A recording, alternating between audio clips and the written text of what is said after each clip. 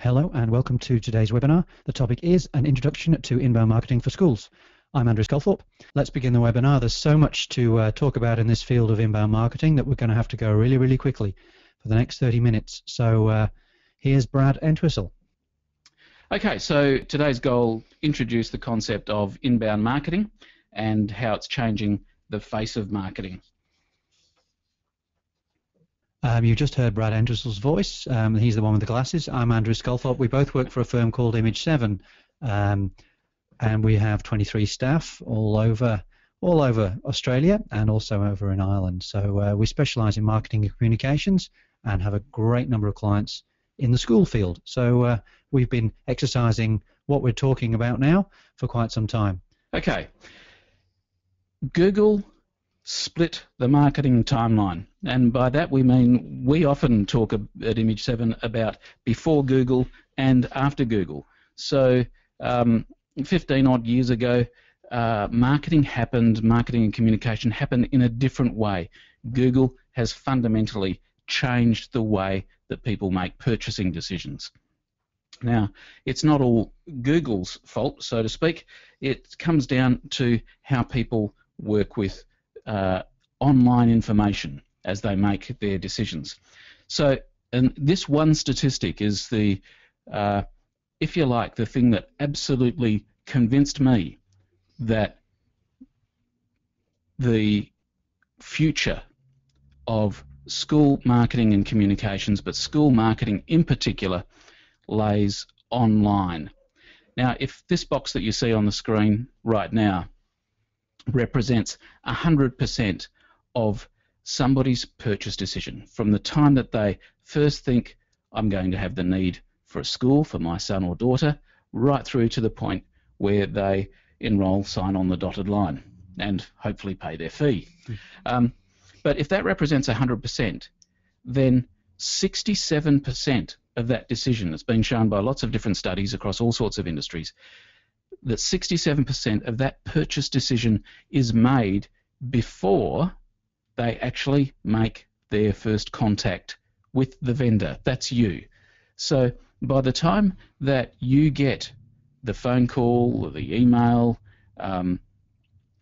or somebody rolling up at an information session, by that time they've already done 67% of their decision-making process. And that's why this is so important, because this is all about changing the mindset of marketing so that, if you like, you can reach down into that 67% of the decision-making process and engage with people earlier. Now, the problem with all of this is that how do we integrate all of these things, and how do we make it happen online? And this has been the big problem for many years. How do I make all of these things happen together in an integrated and manageable way? And that's what we just call the integration elephant. So you'll recognize lots of these online activities that get used in marketing. So there's blogging, SEO, social media, website building, lead nurturing, landing pages, calls to action, marketing automation, emails, of course, analytics, and of course your CRM. They're all there, but in the past you've had to have a room full of PhD boffins out back and you're feeding them pizza and cans of Coke so that they could actually make all of this stuff work. Certainly not within the reach of a school, any school, to have that much support. What was needed was a single marketing integration platform. And now, as things have developed over the last couple of years, it's been getting there for 4 or 5 years, but over the last couple of years, affordable marketing integration platforms for all of these things have become available. So the time is now for schools to actually start to change their paradigm in relation to school marketing and communication. So in order to understand the way forward, perhaps it's always very useful to have a look at where we come from. So it's a change of mindset is what we're advocating to begin with. Now, outbound is, let's put it this way, outbound is the way of thinking currently, and certainly the way of thinking of the past. And inbound, we're suggesting, is very much the way of the future. So if you look at the screen right now, you'll see The outbound methodologies are some of the more traditional ones. And in terms of getting your head around where inbound comes in, it's instead of outbound or pushing, we're pulling. Instead of interrupting people, we're actually listening to them. Vitally, it's about really engaging, and it's not about being slick. Think of some of the other marketing strategies, tactics that are going on there. It's about being genuinely authentic. So for adverts, old style, outbound style, we're talking content. And one of my favorite phrases is, instead of slogans now, it's about stories, really engaging people with stories. Love this quote. Audiences don't have time for orthodox, old-fashioned advertising. We need to stop interrupting what people are interested in and be what people are interested in. Now that's profound in itself, but what's particularly interesting about this is who said it. Craig Davis, Chief Creative Officer at J. Walter Thompson. Now that's one of the world's largest traditional advertising agencies, and it quite frankly states the obvious. The model is broke for the future. So we need to think out of the box and think again, and that's what we're talking about today. Inbound is that very thing. So to discuss the actual methodology, understand where we've come from, the basic premise is we need to attract people. Now, where they stand in the sales cycle may be one thing, but we need to attract them, convert them into to fans, customers, whatever. We need to close that deal, good old-fashioned closing, and then we delight them so much that in effect they become advocates. So how do we do that? How do we make a stranger into an advocate? Well, first of all, that's that content I was talking about. There's different ways. You may be doing some of these tactics too, blogging, keywords, social media. Then you're making visitors out of people. Think of it as a sales process, the whole methodology. Forms, calls to action, landing pages. It's getting people to engage and to actually swap some information through these landing pages so that their the first purchase decision, if you like, is actually just to give you their information. Then they officially become a lead in inbound speak. And we have an email. We have a workflow where you can understand more about them. We can actually score them, grade them as leads. And then how do we, once we've closed them, how do we make them into actual customers? By inviting them to events and using smart content that's targeted specifically at these customers and what they're interested in. So be what they're interested in, as opposed to ramming irrelevant stuff down their throats. And then not only do you win them as customers, you get them as promoters, advocates. What better? Now, a couple of quick statistics. 55% more website visitors. I'm sure you'd like that. Well, when you become a school that blogs, you can get 55% more website visitors. Content equals traffic. Good content equals traffic. 70% of the links that search users click on are organic links. They're not the paid ads. So that makes your content particularly pertinent for them as they're searching for answers.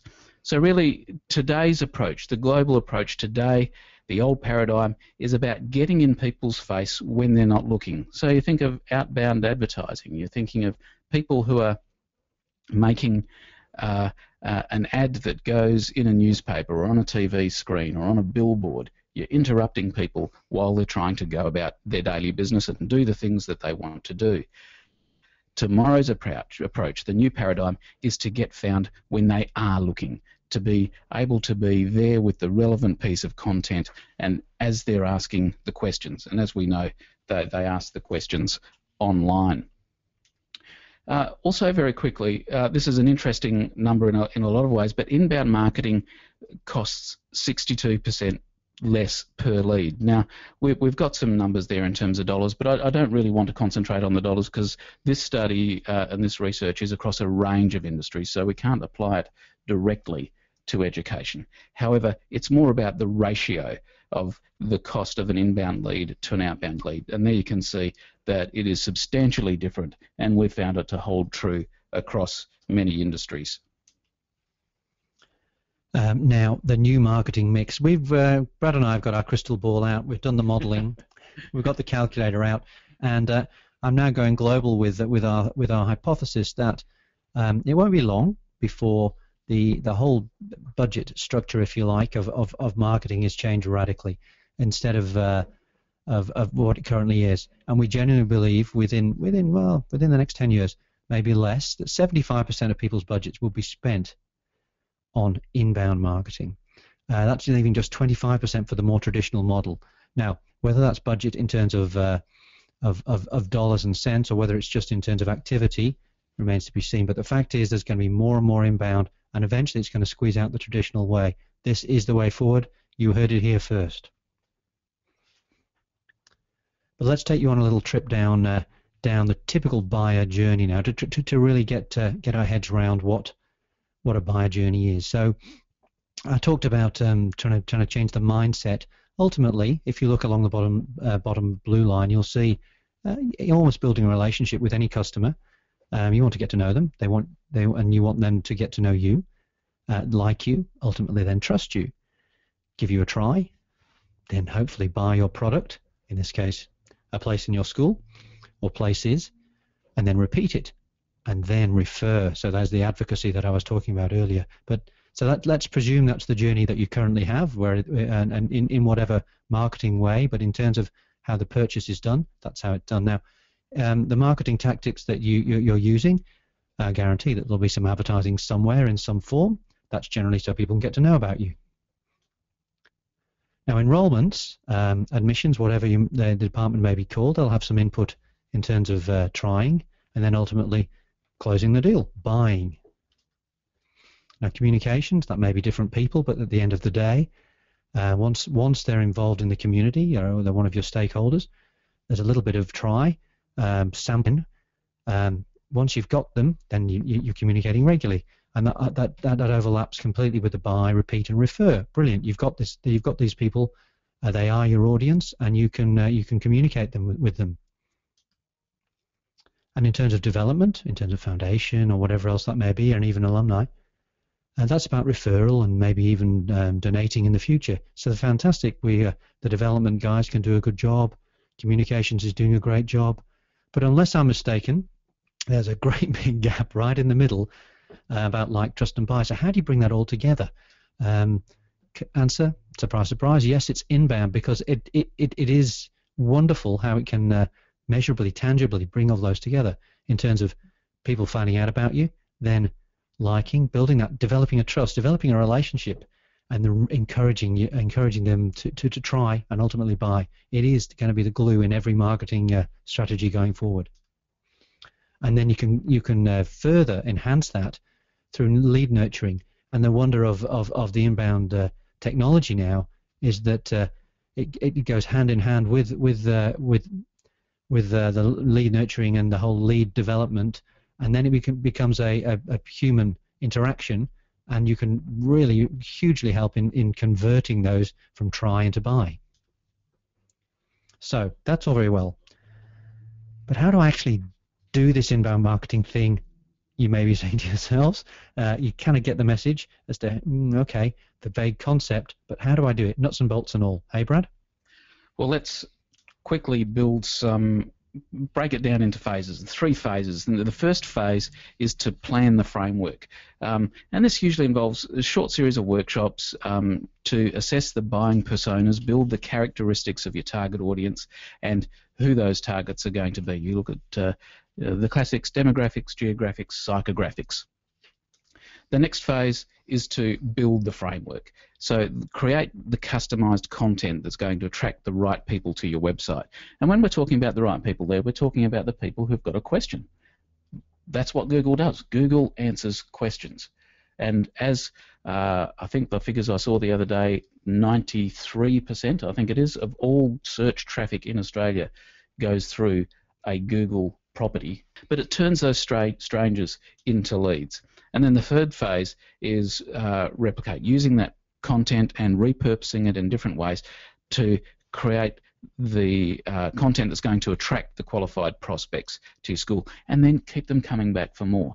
The whole idea here is one of creating a value swap. You're giving them information of value, and they're going to swap it, their name and their email address. is fairly typical in the value swap, and we've all done that online. We've been prepared to give away our email and our name for a report or some other information, a white paper, or something that promises to answer a question that we're concerned in right at that moment. So let's take that down. Let's go away from the phases now, look at it very practically. So it's about making stuff that parents want. Create and publish content that's going to be helpful and valuable to prospects. You know, something that the teddy bear is prepared to climb out the window for. It could be, imagine if somebody searches for, totally making up a situation here, girls' school Adelaide. Well, if that was the case, what in these organic search results were a bunch of girls' schools from their website, that's all very good, but you're not answering any questions there. If one of those search results was 10 tips to help you choose a girls' school in Adelaide, that answers the question. That's going to get the click before any of the others. The next one is be generous. Give more, get more. This is about giving away content. Sometimes people in schools get worried about giving away their intellectual property. Don't worry about it. If you're prepared to say it to a parent in an open day, then be prepared to give it away online, because it all increases page views and those inbound links, and ultimately builds that trust that we're talking about in the buyer journey, credibility and goodwill. Of course, search engine optimization, or SEO, you've got to rock your keywords. Now, we say get on page one of Google. That's very important, because we know very few people actually go beyond page one when looking, and it is possible. But this is not about snake oil salesman type techniques of saying we can get you on Google on page one. It's a hard slog, and it takes time, but it can be done. And keywords these days, as we talk about keywords, technically aren't keywords anymore; they're key phrases. So you know, it would be impossible for any school to own the keyword of education, for instance. But that means that you'll be able to decrease your outbound spend on traditional advertising. Give great directions. Create relevant landing pages, clear calls to action, and compelling offers. Now here, the compelling offer is, we're not saying, you know, 50% off your school fees for the next 12 months. No, we're not suggesting that at all. A compelling offer is an offer as to why they should click through to find out the next piece of information, or something that is going to take them to the next step. Now, and finally, of course, it's critical to invest wisely, because and I don't know where I heard this, but if it don't make dollars, it don't make sense. And at the end of the day, that's the economics of your school at work. You've got to have students who are paying the dollars to actually sit there and get an education. So it does have to make sense. And quite frankly, it's making sense for some of the big players. Absolutely. Don't just take our word for it. Content 2020 and was an advertising strategy by no less than our friends at Coca-Cola. And they stated boldly, move from creative excellence to content excellence. And their aim was to get a disproportional share of popular culture. Now, that sounds very exciting and quite ambitious, but in fact, that was back in October 2011, so 3 years ago, that the VP of Global Advertising Strategy over in the US, Jonathan Mildenhall, said this is the way forward. So it's tried, it's tested, and we can refine it now, and we've worked out very much how to do it for schools. It's replicable, so it makes sense. And here's another major brand you'll definitely know. Content is an important piece in all our marketing efforts, and a great way for us to convert our customers. Now here we're talking about Wayne Fry from American Express, who said this two and a half years ago. It's not new anymore. Inbound is the way forward, and creating content is how to drive it, and it's compelling. So take a deep breath. Time to make a decision, and it is the right decision. So set a few realistic goals, and no need to go crazy. Just sit down, work out the key targets, the key areas, even segment the areas if you can't achieve everything, but just set some goals, then go out and absolutely smash them. With those goals, it'll help with your, whether it be your council, your board, your principal, whatever it may be, you'll be able to demonstrate not only, I think this is working, but boy, this is really, really working. So set yourself a budget as well and be accountable for it. That's what we all need to do in the real world, and it's very, very tangible, very, very measurable in terms of inbound marketing, more so than perhaps any other marketing around at the moment. But importantly, you've made the decision, but it won't just happen without some effort and time. Maybe less in terms of dollars and cents, but it's going to take someone time to focus on what needs to be done, to set someone apart, whoever it may be, someone with the right skills ideally, and really let them concentrate on it to really do a great job. So that's a really quick romp through the new paradigm of inbound marketing, and particularly inbound marketing for schools. I'm sure you can see how it can be applied at a school level. Now, we've used examples like Coke and American Express because they're big and they're recognisable, and it's important for all of us to see that the big players actually do recognise how this is changing the face of marketing into the future. But it is something that can be done at all sorts of levels. It's a mindset. It's not a big budget play. So to help you through that, a few things that we'd like to just quickly point you to before we go to questions. Number one, this webinar recording, it will be recorded or is being recorded and will be available for you. How Inbound Marketing Can Grow Your School booklet is there, and that will be available for download, as well as our Inbound Marketing Toolkit. And these are all free. They're for you, and we're more than happy to have a chat with you on that. But for all of those, go to image7.com.au/webinar resources. So that's the bit to remember, webinar resources, image7.com.au/webinar resources. There's some more resources, not particularly just on inbound marketing, but there's the SMC School Marketing and Communications e-newsletter. If you're not on it and you're not getting it, then make sure you drop into the same place and click on the link and subscribe. It's very easy.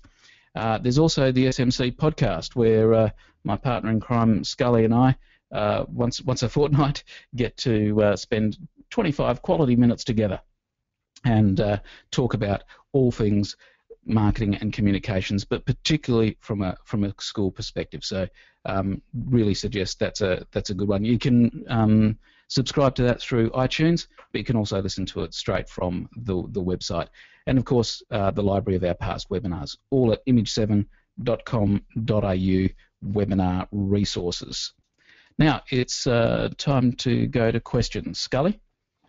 Yep, we've got one that's always asked. Very much nice to be able to rely on it, eh? So Jenny, short and sharp to the point, how much does this cost? Okay.